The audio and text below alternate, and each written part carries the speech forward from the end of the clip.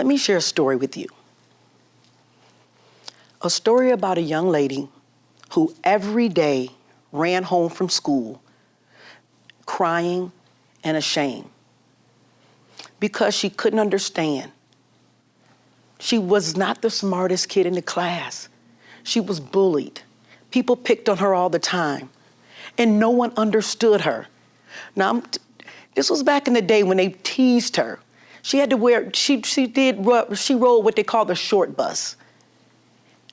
They called her challenged and disabled. And this is the look of a shamed little girl every day, from the 3rd grade almost all the way through high school. In this picture, there are a lot of different people.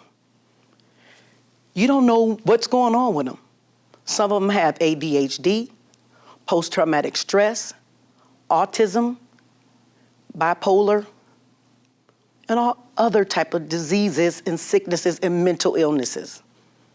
But you wouldn't even know unless some of them told you. But some of them you can look at and tell. But not everyone you can look at and tell when they have an issue or something's going on with them. I'm Sonya, and I have dyslexia. And that little girl was me. I couldn't read in the 3rd and 5th grade. When the teacher called us to the board to spell a word, now, that was back in the day when they would call you to the board and have you do spelling tests that way. I couldn't spell anything, and I didn't understand. My parents didn't understand. No one understood. And I would beat myself. I would call myself stupid. And this went on through most of my young adult life. My words destroyed me. The words that I said to myself was killing me. No one on the outside had to say anything to me because I did it myself. Stupid, unlearned, dumb, disabled, the R word, retarded. Those are the things that I called myself. I had what you call stinking thinking. I did that to myself every day and every night.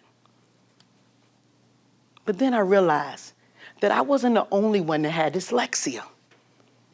There are a lot of people, and one of my favorite people is Cher. Tommy Hilfiger. There are a lot of people who have it, and a lot of people live with it. So I started shifting myself around. I started changing my thinking. And now I'm in a doctoral program, and I'm an honor student.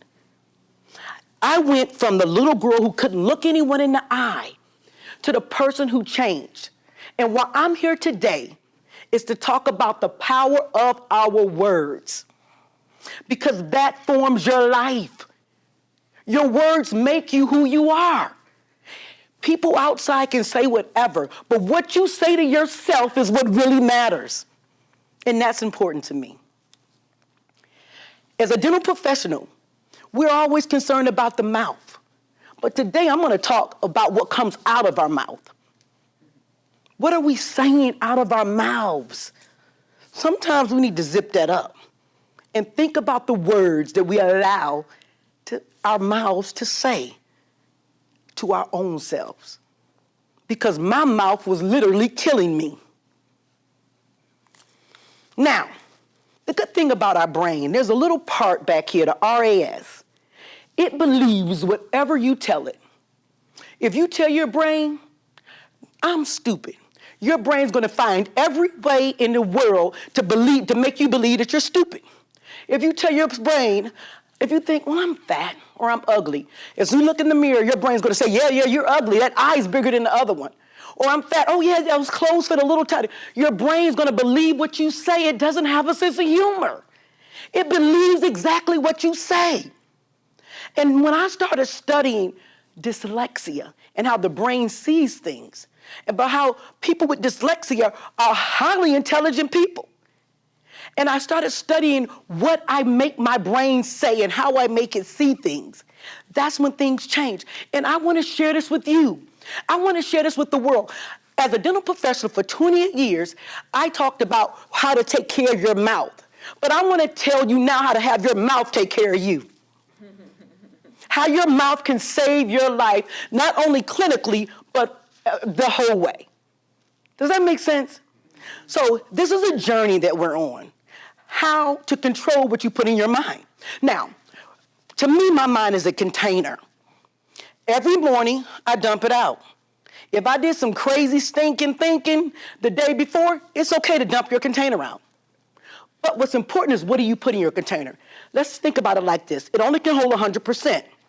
So if you put 10% jealousy, 20% unforgiveness, and 30% of insecurity, you're running out of room. You need to put self-confidence, joy, happiness. Control what you put in your container. It's your container. And these are ways that I want to share with you ways to control your container. Time for a change. First of all, words are bullets. You can control what people tell you. You can't control what they tell you, but you can control how you receive it. We're going to talk about that a little bit. Energy vampires. Protect your energy. Protect the people around you. Do not let people suck your energy. I protect my energy like I protect my money and my man. I will fight you over both of them. Protect your energy. I don't allow energy vampires in my arena. And self-sabotage. I was killing Sonya. I didn't need anyone else to kill me. So in this talk, what we're going to talk about is our words. Because words take life. Sticks and stones and break your bones, and words will kill you. Your words will kill you. Don't let anybody make your brain a garbage can. Because what people put in is what you're going to put out. What you put in is what you're going to put out. Thank you. Sonya Dunbar, the Geriatric Tooth Fairy.